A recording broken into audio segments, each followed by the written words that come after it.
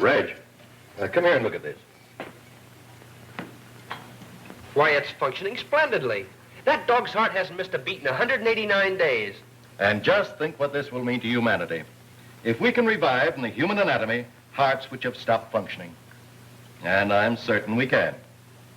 Oh, don't you think you'd better run along now? You haven't much time to dress for your brother's dinner. Aren't you coming with me? I'll be along shortly. I have a few things to attend to first. All right. Mr. Philip Bennett to see you, Dr. Clark. Oh, have him come in. Hello, Phil. Hello, Reg. Still puttering around with those artificial organs, huh? Why don't you save living ones instead of giving life to dead ones? Not half as fascinating. How are you, Philip? What brings you up here at this time? Well, I know how Dr. Clark feels about any sort of social function, so I thought I'd stop by and ensure the pleasure of his company this evening, by force if necessary. Well, that'll not be necessary. As a matter of fact, I was just about to leave with Reg. I wish I weren't so squeamish. I could be working here right now with the great Dr. Clark. What's wrong with being third vice president of Dad's bank? Oh, just a sinecure, that's all. I'd give anything to be doing the kind of work you're doing, experimenting with the unknown. Well, perhaps you should have finished your medical course. Who, him? You should have seen him the first time he walked into a dissecting room. He knocked 6 students over in his haste to get out. Can't stand the sight of blood. Does something to me inside. Just a softie. A rather commendable trait. Shall we go? All right. I'll drop you off at the apartment, give you a chance to change into your dinner clothes. Oh, I knew there was a catch to it.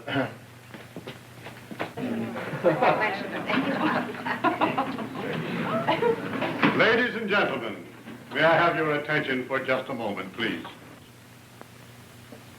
It gives me extreme pleasure to announce the engagement of Miss Louise Hammond to my son, Philip. Congratulations, Phil. Congratulations. You're a lucky fellow, Philip. If Louise hadn't fallen for you, I might have stood a chance. Reggie's in love with you, you know. Fine situation, isn't it? My brother in love with my future wife. At least it'll ensure harmony in the family. Oh, that's a consoling thought. Oh, I'm sure you'll survive the blow without any severe damage. I'm wounded for life. I've already resigned myself to the life of a bachelor. They make a charming couple, don't you think, Professor Toller? Perfectly suited for one another. Right. Besides that, they're very much in love. I think that's rather important, too. But then, anyone could see that at a glance, especially a great psychoanalyst of your reputation. Well, I didn't think it necessary to mention the obvious. Forgive me, but I keep forgetting that you deal mainly in repressions. Have you encountered any new ones lately? You'd be amazed the number of persons who suffer from repressions without even being aware of them. You know, they're prone to blame their misfortunes and unhappiness on, anything from indigestion to the neighbor's piano playing, without realizing that's something that they innocently carry up here. And how do you manage to drag it out of them, Professor? Merely by permitting them to talk about themselves. Strictly between ourselves. Don't you think that a bicarbonate would be a quicker and much more effective cure? My dear doctor, you constantly belittle my profession without making any effort to understand what it's all about. I venture to say that even you could stand the services of a good psychoanalyst. I? Well, I have no repressions. Oh, but you do have delusions. Delusions? Yes. Aren't you, even at the present time, conducting experiments that you hope will someday be perfect enough to enable you to revive the dead heart of a human being, thereby reviving life? It's perfect enough for that right now. I've already brought dogs, rabbits, and cats back to life. They're running around my laboratory now just as spry as they ever were. Proves my point. Since when has man had the right to bring back life after it has been taken away by the Creator? You must realize that there's something more than mere physical being involved in this. My dear doctor, you do suffer from delusions. But beware, I warn you, work to ease the pain of the living, not to bring back the dead. You forget, Professor, that I am a doctor, and as such, I'm concerned purely with the physical. Oh, now, come, you two. This is a party, not a debate. Well, forgive me. I had no idea we had an audience. Will you play something for us, Louise? Yes, do, Louise.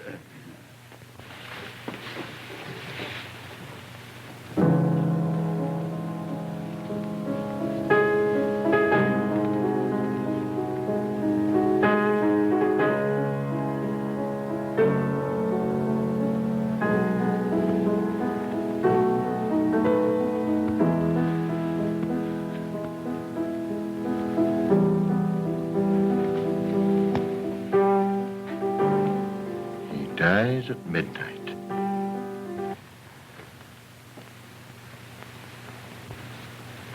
Who dies, Doctor? Huh? Oh, I'm sorry. I'm very sorry. I didn't mean to say anything. I was thinking about a chap by the name of Panino, Wolf Panino. He's going to be electrocuted at midnight. How dreadful. Panino. I've read a great deal about him. His criminal activities. He's an interesting case, isn't he, Doctor? A congenital killer. A man whose hands have accounted for a dozen known deaths, and heaven only knows how many more. Do you happen to know what drove him to a life of crime? Apparently some insane pathological urge to kill. He was born and raised in the slums. Even the members of his own gang lived in deadly fear of him, not knowing when he was going to turn on one of them. And he's to be executed tonight? At midnight. How do you know so much about him? I called on him secretly in his death cell 2 days ago. Well, I didn't know that. I didn't want anybody to know anything about it until I was ready. I wanted him to donate his body to medical science, to learn that if, after he had been pronounced dead, I could bring him back to life. He called me a screwball. But even if you'd been successful and had he been willing, he'd have only returned to his former mode of living and would have had to been executed again. True, but it would prove that we can bring back the lives of men definitely worth living because they have something worthwhile to offer humanity. Yet there's no proof that any man, once brought back from the dead, would return to his old mode of living. I'm beginning to believe the professor subscribes to the theory of transmigration of the soul. Transmigration is something that is beyond our knowledge in our present form. I do, however, believe in the immortality of the soul. No. Professor, would you have me worry about the soul as well as the body? I must say, this is a cheerful discussion for our engagement party. Let's drop it and have some fun.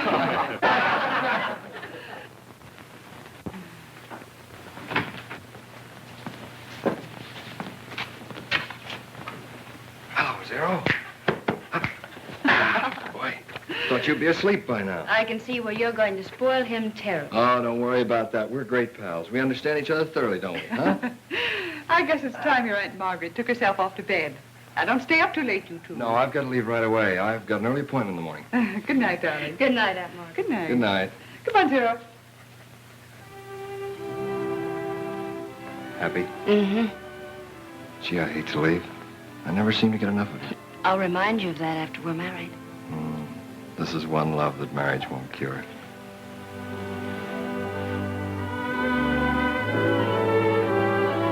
Good night, dear. Good night, darling. Good night. Good night.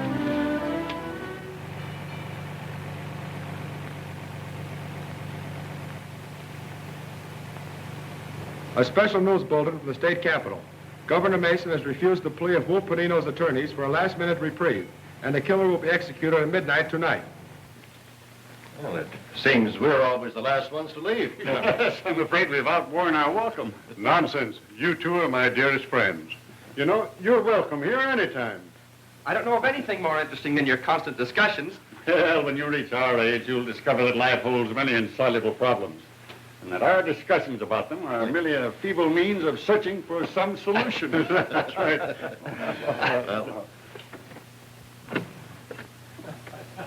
Good night. Good night.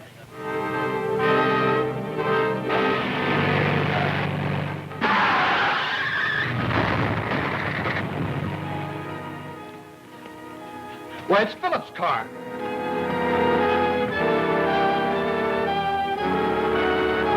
Reg, get your medical kit.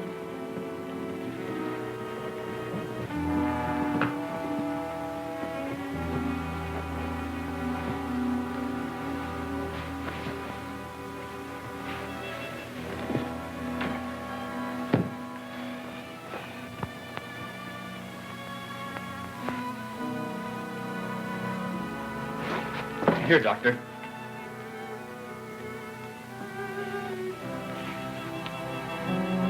That'll not be of any use now. Shock killed him instantly. What? It can't be. It's impossible.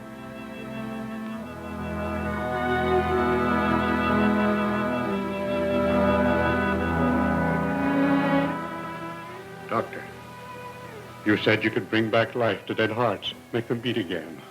I said I succeeded in doing so with animals. You said you could do it with human beings. I heard you. Tonight, you were certain you could revive Panino, a killer. Well, if you can revive a killer, why not kill him? A boy who has everything to live for. You said your ultimate desire was to restore the lives of those who are worthwhile. Well, here's someone worthwhile. Restore him. I can make the heart function again, only if none of the other vital organs have been injured. You said he died of shock. Yes, yes. But I'd have to be certain, very certain. Oh, for heaven's sake, Dr. Clark, we can make certain of that in a few minutes. You know we can. Every moment counts. Yes. You've always wanted that opportunity. Well, here it is. Oh, no, let the dead stay dead. He is my son. I want him to live. Well, Doctor? Very well. I'll try. I'll get my car and bring it around to the house. Yes, hurry, hurry. Panino refused me. And now...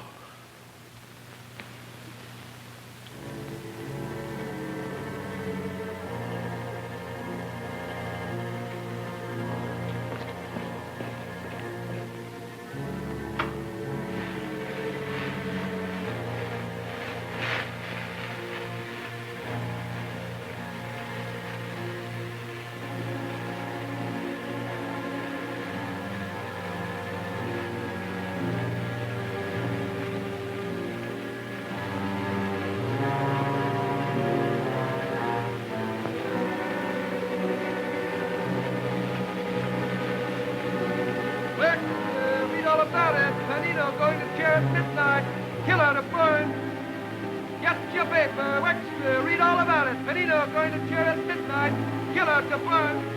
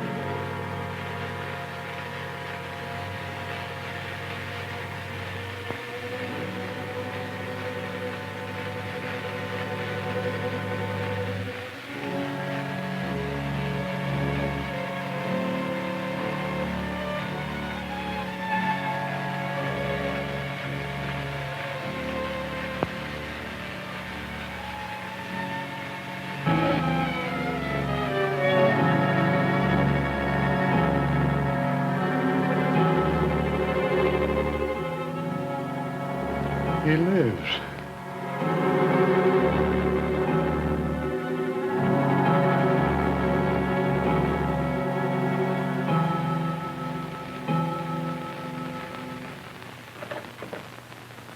How do you do, Professor Toller? Is Mr. Bennett in? He's in the drawing room, sir. Oh, all right. Thank you, sir. Well, how are you, Hobart? Hello, Red. Hello, Professor. Sit down. How is he today? No change at all. You know, it's been 5 days since this happened. And, you know, I can't understand it. Louise is with him now. Dr. Clark took her into him. Did he recognize Louise? Did she arouse any memories? He acted the same with her as he did with us. It's as if he'd never seen her before. She had to be introduced. He remembered nothing? We had to tell him she was his fiancée. Does she know the reason? Not even she must know. No one must know the truth. Remember that. We're telling everyone he's suffering from amnesia caused by the accident. Yes, it's better that way. If the truth were to become known, the world would look upon him as a ghostly freak. Dr. Clark has agreed to say nothing of this. In fact, he prefers it that way. He wants to study the results of his experiment even before announcing it to the medical world. Well, Hello, Doctor. Hello, Professor. how is he? Physically, he's all that could be desired. He's as well now as he ever was in his previous existence. But mentally, No improvement at all? none. His mind seems to be engulfed in a mist which is impenetrable. Well, perhaps it's only a question of time until something occurs that will recall him to himself. Perhaps. But in the meantime, it's frightening. Why don't you speak with him? Maybe if you were to probe at his subconscious memory, you could get him Why, to... I'd be delighted if there's no objection. Oh, none at all. We must try every means. But remember, he won't recognize you. Oh, I understand that, Doctor. It was the first time we'd met. You asked for an introduction, and we danced together all evening. You insisted on walking home with me, and we walked all the way in the snow. You said you didn't mind the snow or the cold or anything as long as I was beside you. Do you remember? Don't you remember? Don't you?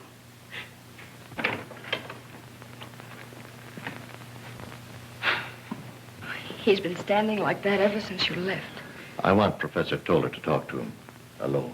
I understand.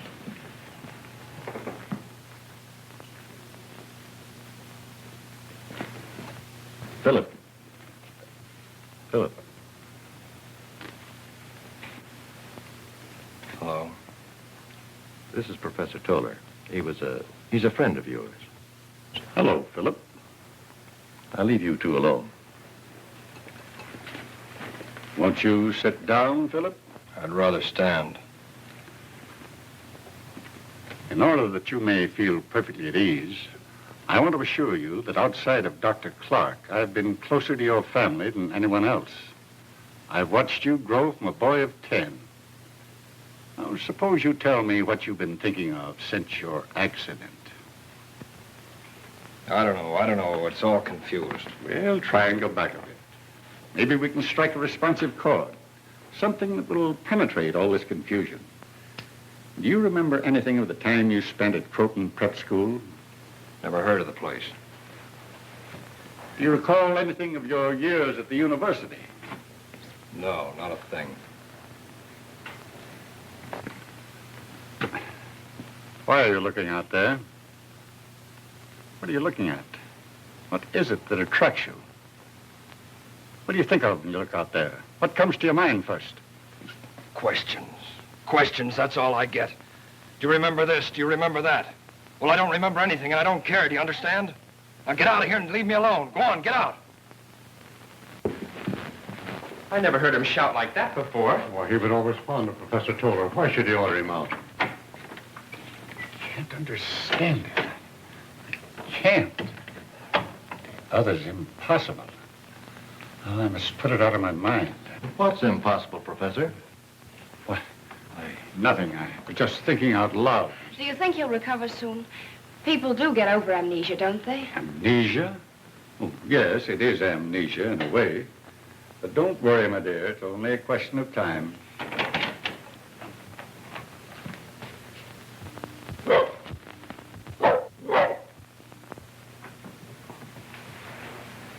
I'm going out for a walk.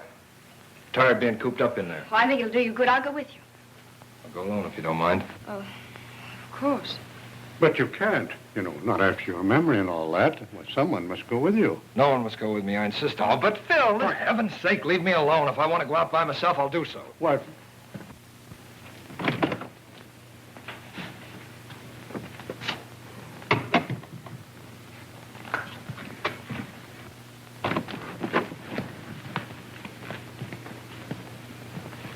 Just as I thought. The same direction that he was looking out of the window. He's hailing a cab.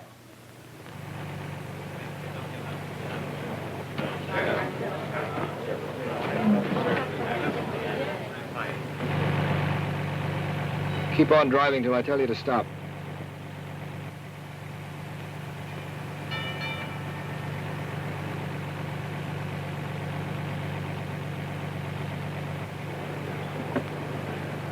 Pull up over here, driver.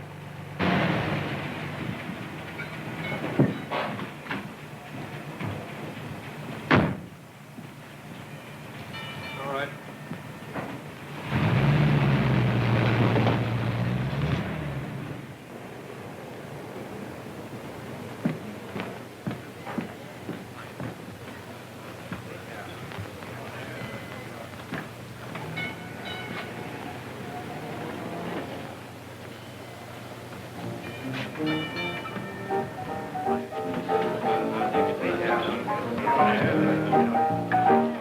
Hey, since when you been getting the carriage straight? I never saw him before.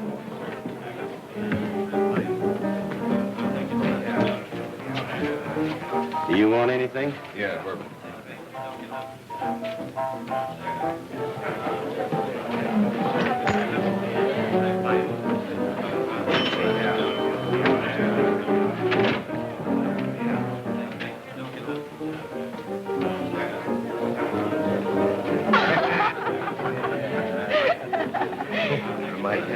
John, his sister was out in the area.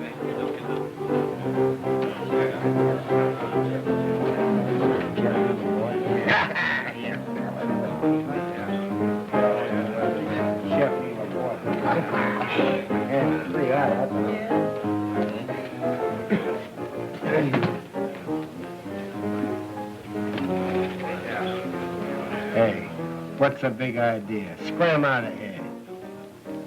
We're old friends. We'd like to be left alone. All right, boys.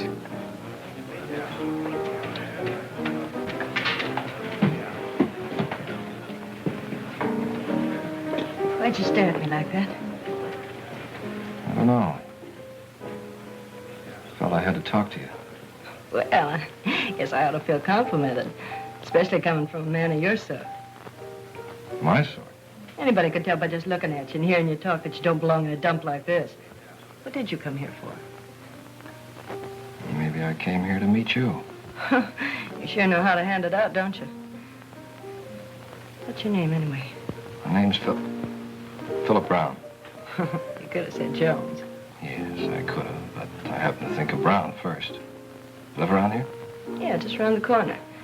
My name's Helen Langle, and it's no phony. Not married, are you? Are you taking the census around here? No, just curious. Well, I met a lot of funny ducks in my day, but you sure take the cake. Maybe you might be interested to know that I was sort of engaged until a few days ago. Yeah, to Wolf Panino. What happened? Did he walk out on you? Say, don't you read the papers? He was burned. Sent to the chair. They called him a killer. What a very nice guy to have as a husband. Oh, I don't know. Treated me nice enough. Of course, sometimes I think he talked about getting married just to make me feel good. You know, respectable. Kind of fond of him, huh? Yeah, I was. But, well, here I am back in circulation again. Must get kind of lonely at times. I'd like to see you often. Kind of sudden, ain't it? No, I don't think so. You know, I feel as though I've known you for a long time. As if we were friends. Old friends. Strange, isn't it? Yeah. It's funny. I feel the same way about you. Come back. Hi, Bill. Hi, Gippy. Well, Helen. Hello, Gimpy.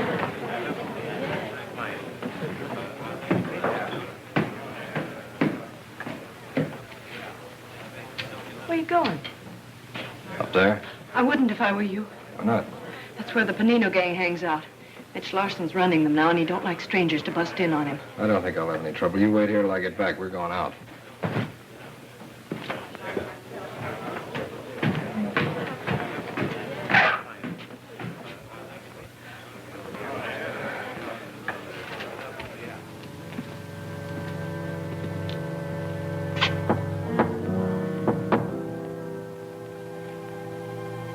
Who can that be? Maybe a cop. Sporady would have tipped us off. Besides, that's the signal. Open it.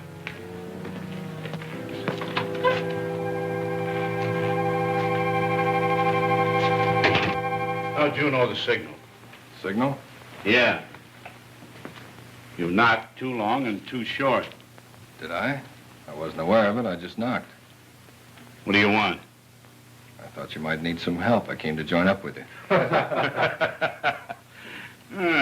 Come to join up with us, huh? Just like that. What do you think this is, Boys Town? How do we know you're not a dick?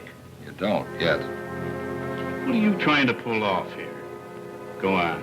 Get out. Beat it. Don't. Don't. Don't.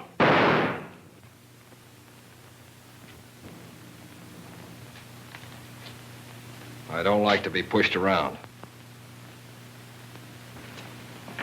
And another thing. I don't take orders, I give them. Any objections? You'll be making a mistake if you have. He wasn't the kind of man to lead you. I am. Together we can go places. Say, I'm Gimpy. You weren't getting anywhere with Mitch anyways. What do you say, boys? Mitch wasn't for us. That's Jess. That guy's Tim. Hi. That's Eric and Hugo. They're brothers. Hi. I'm Philip Brown. Well, what do you get lined up? Well, there was a diamond grab we had planned, and the whole point about it is timing.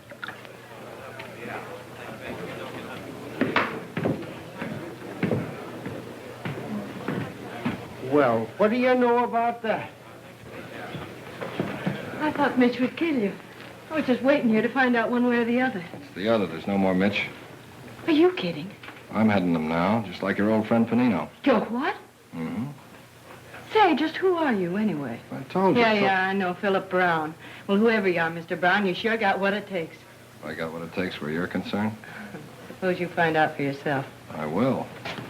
Come on, let's get out of here.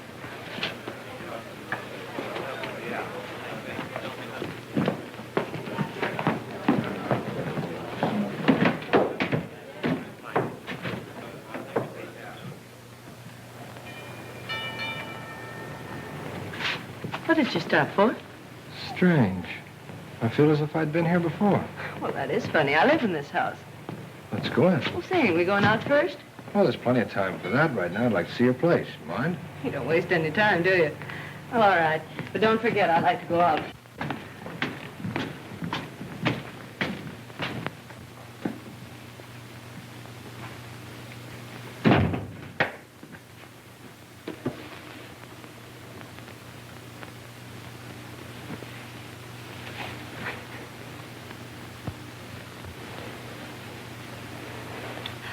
Phew, just like Panino.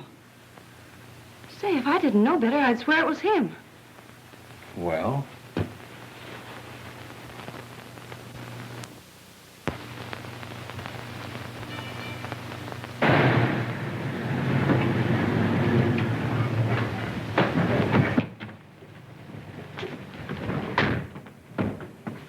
Sit there and keep it running. Sure it's up there? Yeah, he's been cutting that stone 3 months. Big enough to knock your eyes out. Well, we'll save him the job of finishing. Take that and anything else that's around, but don't stay too long. Once we get into the back and get that elevator switch working, it's a cinch. All right, I'll keep the building clear. If you hear the horn, duck.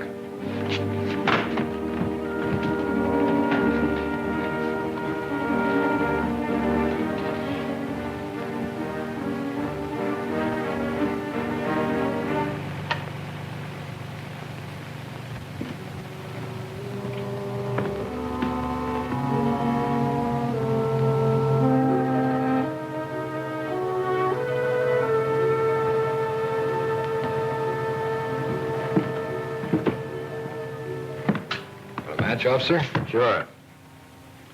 You must have been working late tonight. Yeah, just on our way home.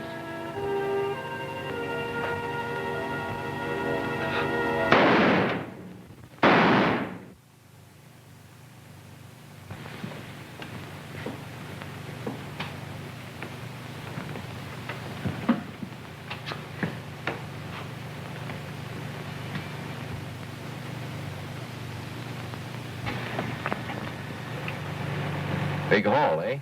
Yeah, bigger than you think. Split up my share, boys.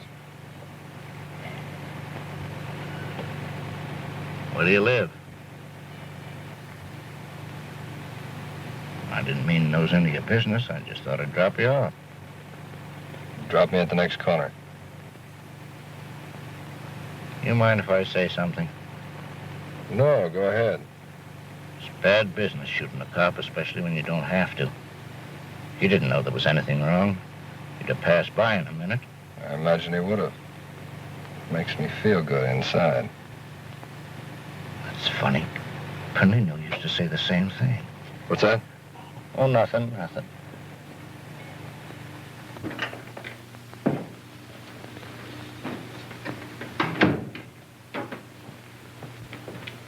Philip! We've been waiting for you. Where have you been? Does it matter? Why, of course it matters, son. You know, you shouldn't be out so late. Alone. Not since your accident. Oh, Phil, can't you see we're concerned about you? We were almost going to send the police out to look for you. Where did you go? I wish you two would mind your own business. I'm fed up with having everybody cluck over me like a bunch of old hens. If I want to go out and stay out, I'll do so.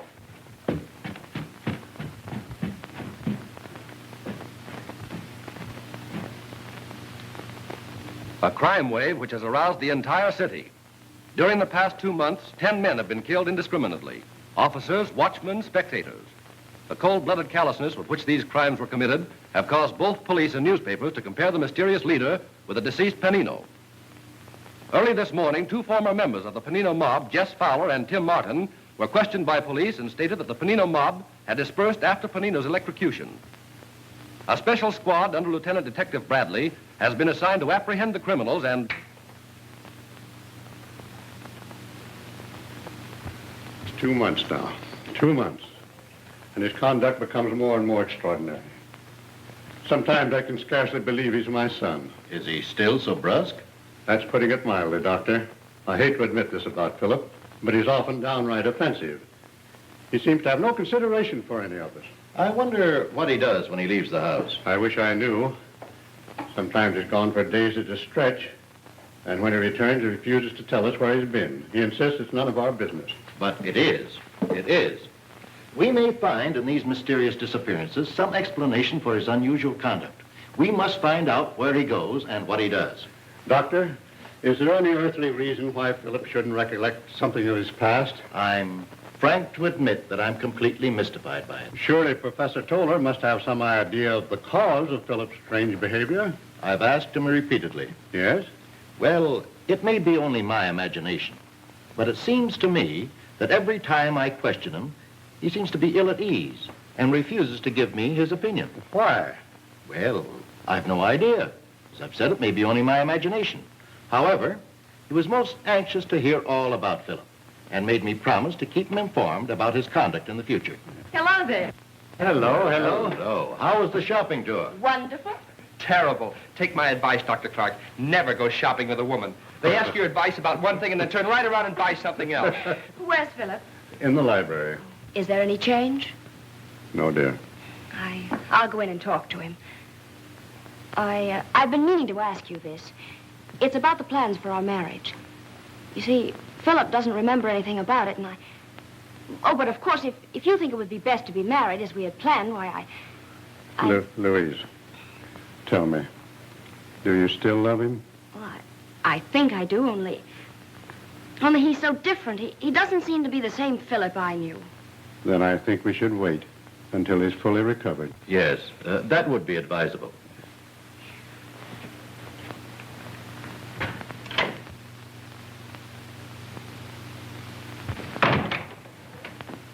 I thought I'd come in and keep you company. Nice of you. I wondered where you...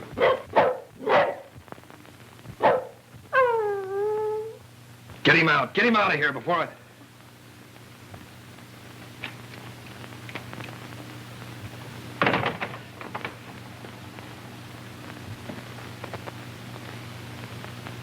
I'm sorry, but that dog, it bothers me. I didn't mean to explode. Oh, it rather startled me, too. Please, sit down.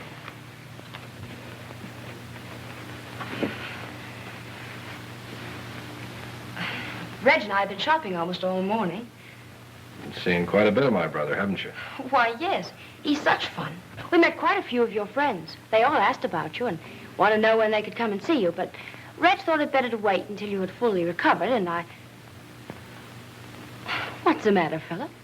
Why do you stare at me like that?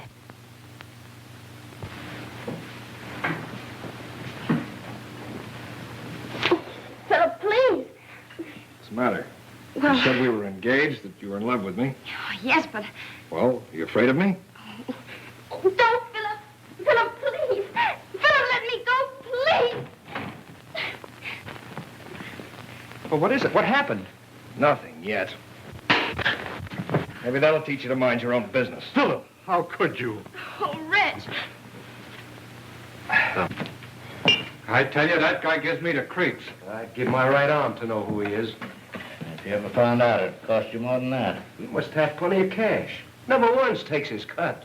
You'd never figure a guy like that would have a hunk of ice where his heart ought to be. It's a funny thing, but every time he walks in that door, I think of Panino. That's why he gives me the creeps. He uses his rod like Panino did. Doesn't care how often it goes off or in what direction. Oh, well, what's the difference who he reminds us of?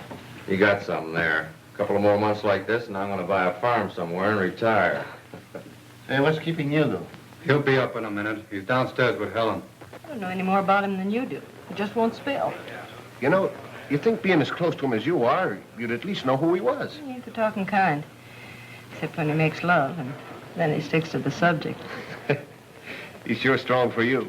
Oh, I don't know. Sometimes I think so. And sometimes You see, I don't give a rap about who he is. That's his business. The thing that burns me up is that he never takes me anyplace. I think he was afraid to be seen with me. Here he is now. Waiting long? Oh, I don't mind. What else have I got to do? Boys upstairs? Yeah, I'll go up with you. No, you stay here and keep Helen company. I'll be down in a minute. Sure, sure. Look at the tourists coming in to see how the other half lives. They call this living. Be back in a minute. Looking for someone? Yes. My son, Philip Bennett. He just came in here. Who? Philip Bennett.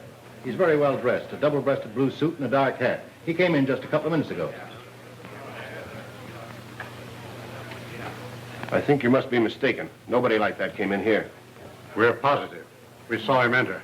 I said nobody like that came in here. You made a mistake. Your eyes must be playing you tricks. Now beat it. Where? Never mind.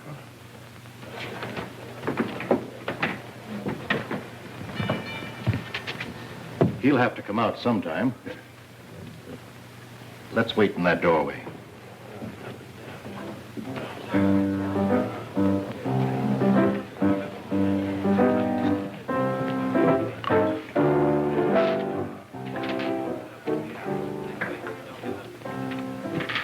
The mystery's over.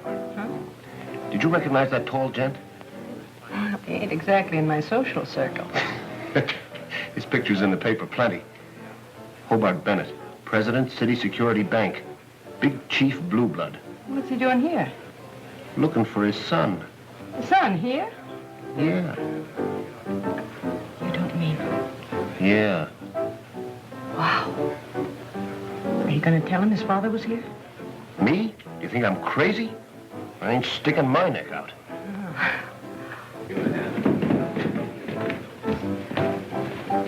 All right, let's go. See you later, Hugo. Yeah.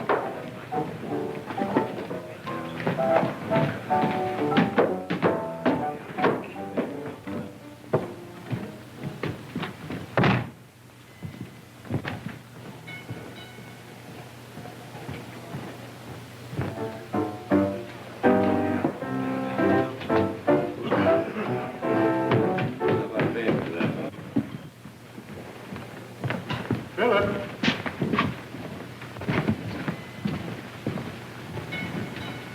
You go on ahead. I'll catch up with you later.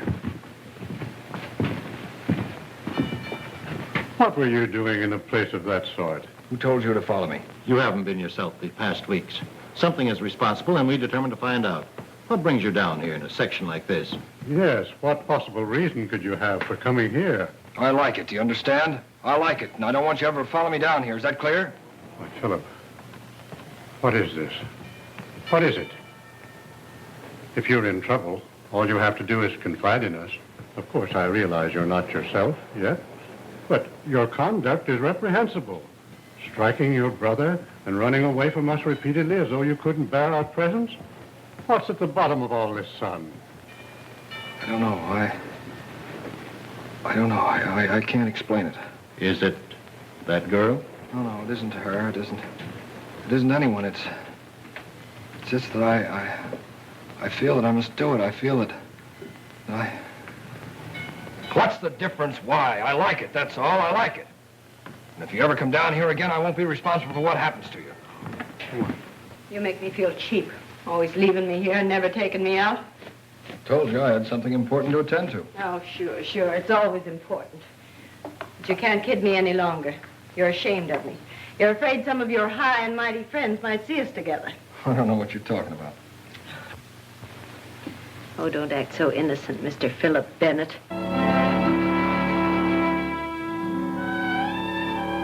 What name did you say? Philip Bennett, that's who you are. And one of those two men was your father. You needn't try to kid me any longer. Gosh, just imagine, Mr. Philip Bennett, leader of the Panino mob, and my boyfriend. Huh, that's a laugh. You're mistaken. Oh, no, I ain't. Hugo told me. Your old man came into Sprady's looking for you. Hugo recognized him. Seen his picture in the paper dozens of times. Why didn't Hugo tell me?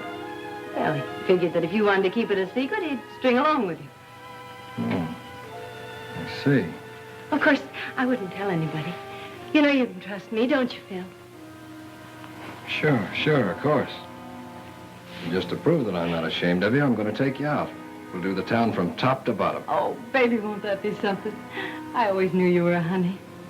Love me? Uh-huh. You're for me, all right. How about a kiss? With pleasure, Mr. Ben.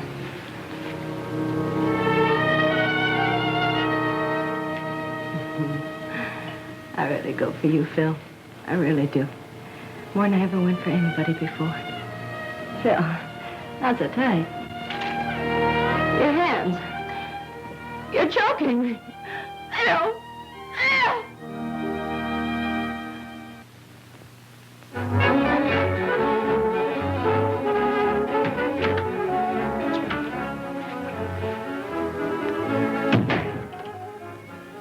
Hello, boss. Where's Eric? Oh, down the street getting some sandwiches. Why don't you stick around and have a bite with us?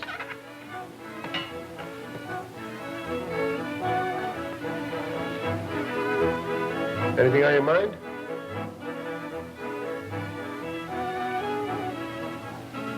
Yes. Why didn't you tell me my father was asking for me? Now, wait a minute, boss. I didn't tell anybody. You told Helen? Yeah, but she was with me when he came in. I didn't tell nobody else. I swear by all that's holy I didn't. On my mother's grave, I swear it. Nobody'll know, not even Eric. Don't, boss. Don't!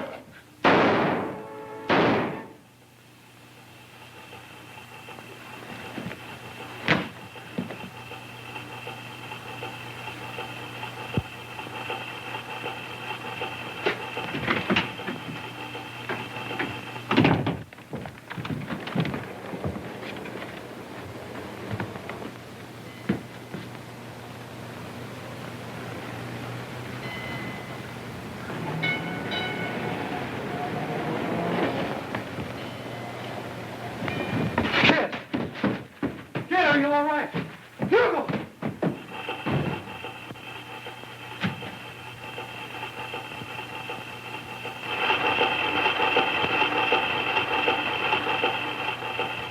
He seemed to be trying to explain it to us.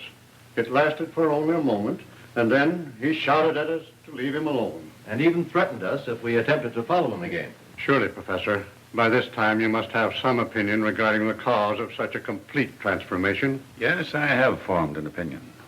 A hypothetical one, purely.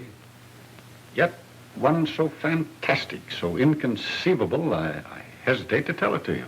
You must. This is no time to spare our feelings. If there's some strange influence behind all this, I think we should know about it. Very well, then. Ever since I first met Philip after his new life, I've been poring over these. And what has this to do with Philip? They all dwell at great length on one subject in common, namely transmigration of the soul.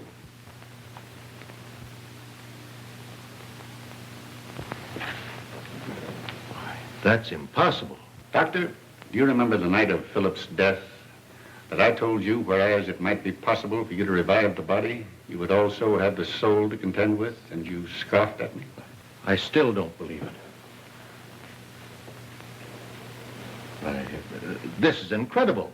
How else do you explain the sudden change in Philip after he was given new life? How do we know there is such a thing as a soul?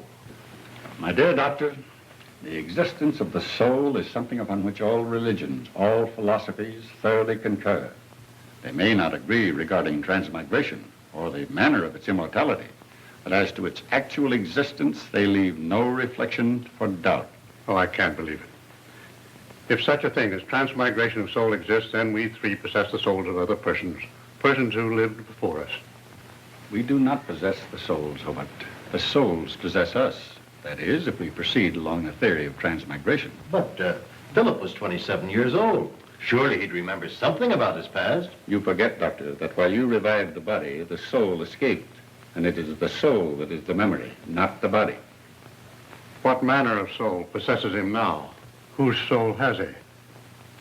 That is something that it will probably never be in our power to determine.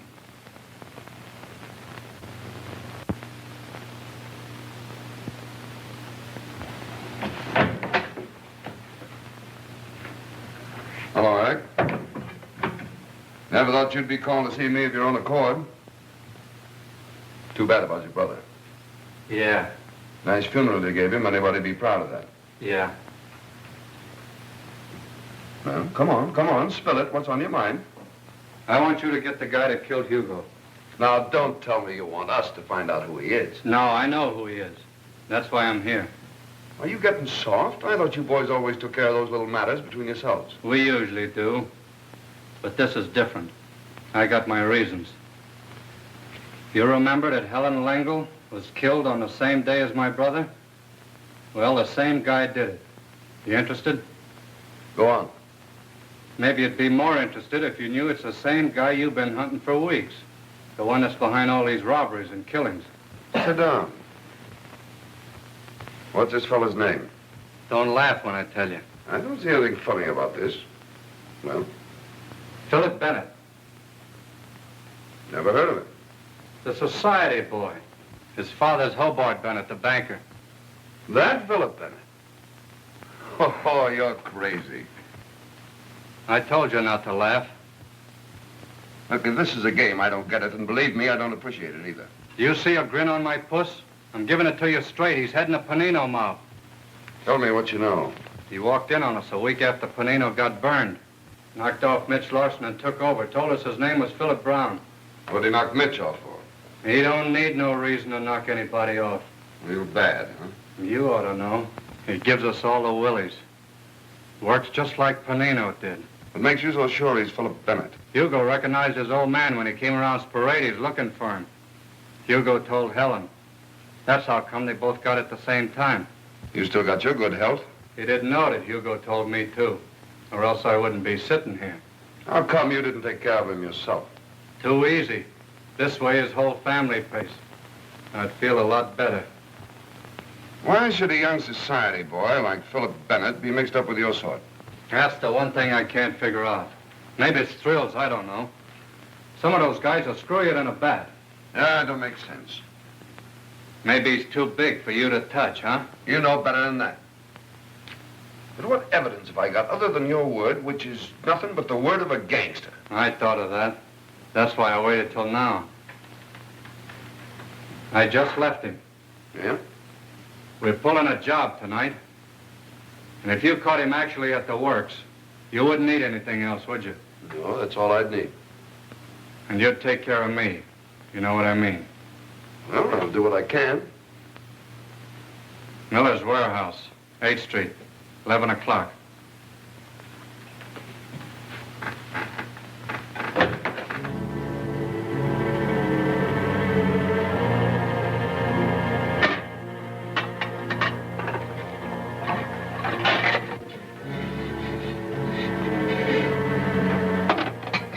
Poor sap that owns this joint's in for a surprise when he opens up. Hugo would have got a kick out of this job. Yeah, he sure would have. Come on, cut out the gab and start getting this stuff down to the car.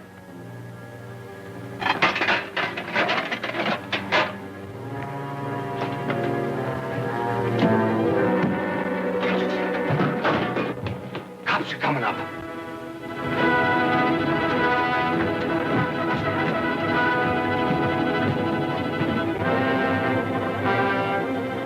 Come on out of there. You haven't got a chance. Pull that lock off.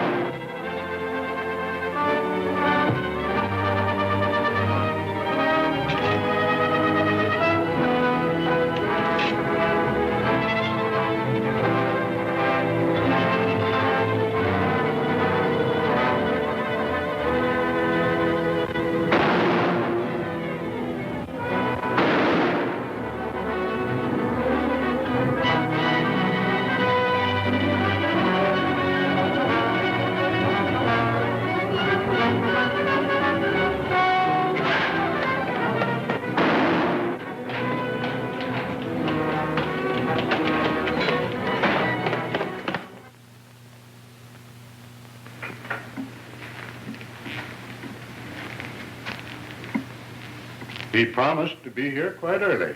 Perhaps he forgot. Perhaps. But I reminded him again this morning. Oh, I'm sure he'll be here. Well, here he is now. Happy birthday, fella. Huh? Oh, thanks. We've all been waiting for you. I'm sorry I'm so late. Well, I'm glad you remembered, son. I was beginning to fear we might have to celebrate your birthday without you. I got here as fast as I could. Yeah, you're all out of breath. Congratulations, Philip. Yes. Mine also. Thanks. I'll be down in a minute. I want to clean up a bit. Go right ahead, but don't be too long. I've had my eye on that cake all night. He did remember. Well, I'm glad he got here.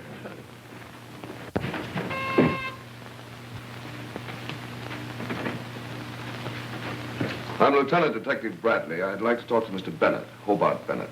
Will you wait here, sir?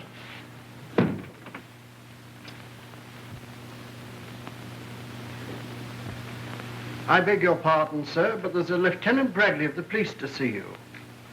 To see me? Yes, sir. Well, have him come in. Very good, sir. Will you go in, sir? Thank you. You want to see me? Yes, I hate to intrude like this. We trailed an escaped thief to this section. We're covering every house. Well, he couldn't be here unless he broke into the servants' quarters. Yeah, I'll take a look down there. You haven't happened to see anybody come in here during the past 15 minutes, have you? Why? No one. We've been sitting here all evening.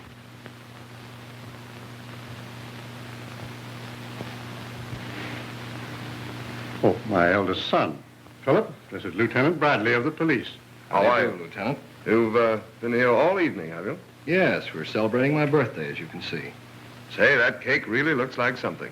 Isn't it about time you were cutting it up? Well, we're sort of waiting for midnight. See, everything of importance sort of takes place at midnight. New days, new years, births, deaths. Why is that, Lieutenant? I don't know. Strikes me one time is about as good as another for births and deaths. I think the mystery story writers have over-publicized it. However, there's something intriguing about the term midnight. Well, just to show you we don't hold on to superstition, we'll cut it up right now. You'll stay and have some, of course. I don't know if I can. Well, maybe just a minute. Good.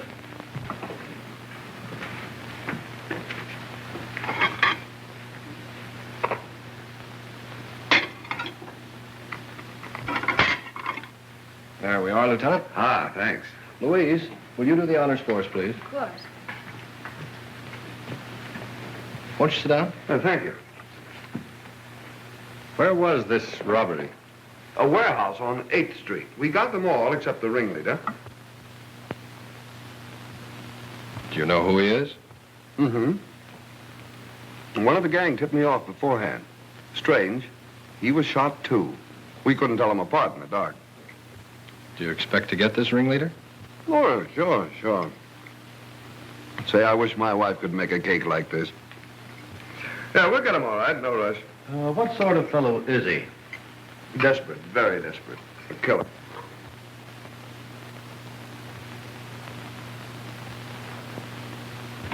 Yeah, I've got to watch my diet. I can't eat this. Yes, this fellow's a real killer, all right. The funny thing about it is, he works just like Wolf Panino. And he's running the Panino mob. Odd, isn't it? Did you say Panino? Yes, you remember him, don't you? He went to the chair about 2 months ago. Doctor, that same night. What's the matter? Something wrong? Oh, no, just that we'd read about Panino in the papers. They had nothing on this new fellow. Oh, now that I think of it, he has the same first name that you have, Philip. Philip Brown. Probably not his right name. Probably a phony.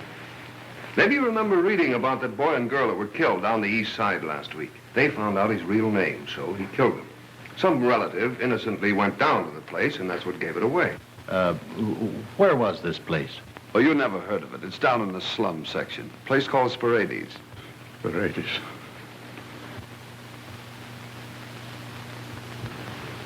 Oh, I'm sorry.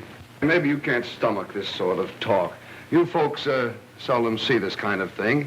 Although once in a while you find a person with plenty of money, plenty of family background, and for some insane reason he decides to become a criminal. I never could understand it myself. Well, there are often extenuating circumstances. Maybe, but I let the alienists worry about that. My job is to catch them. And do you always catch them, Lieutenant? Well, I've got a pretty good average, I guess. Cigarette? Oh, thanks.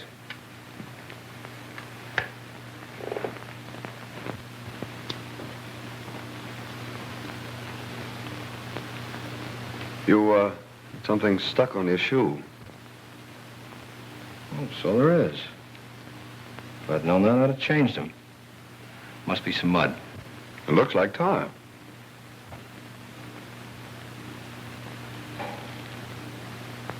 Yes, it is. Guess I got it on the pavement. Or on the roof. Roofs are covered with tar. I used to play on them every day when I was a kid, cops and robbers, and I always played the robber. Now I make a living playing a cop. Shows you can't ever tell how a kid will wind up. Well, I better be going. Strange, you didn't see anybody come in here. Oh, we picked up the cab driver who drove the fellow we're looking for away from the robbery. He says he let him off down the street and saw him run in here. Mind if I bring him in to take a look around? Oh, he couldn't be here. Well, then there won't be any harm done, will there? It's just one of those routine things. Won't take a minute. I'll bring him in. Just a moment, Lieutenant.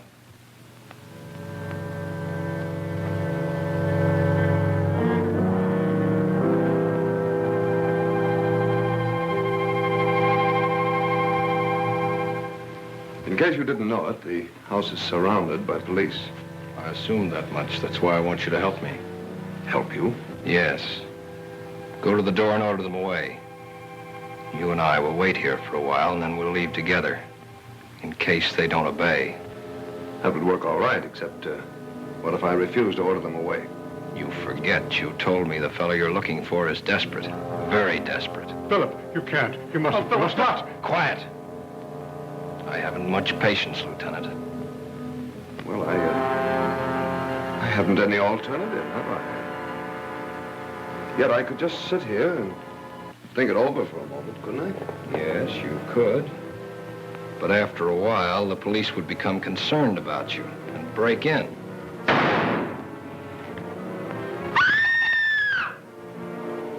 We're all going out of here together. Go ahead and walk ahead of me. You don't know what you're doing. You can't do this. You can't. I'll go with you alone, but not them, not Dad. We're going out of here together.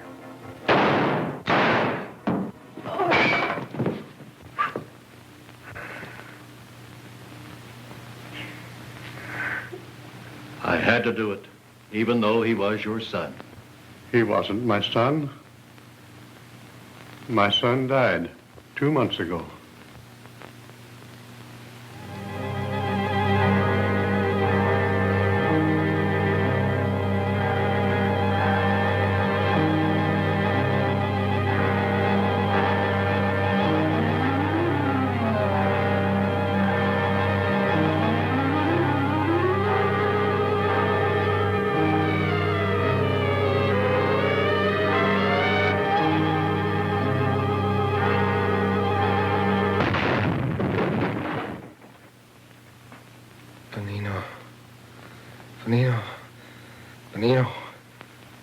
Benino.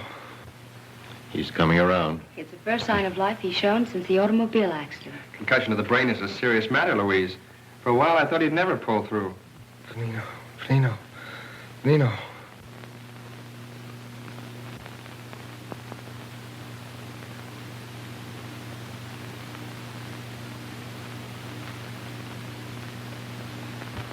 Thank heaven he's coming out of his coma at last. Now, don't try to move. Where? What? You've been in a coma for 4 days, ever since your accident. Darling, I'm so glad you're better. So glad. You'll never know how glad I am. A nightmare. A horrible nightmare. What is it, darling? Nothing at all.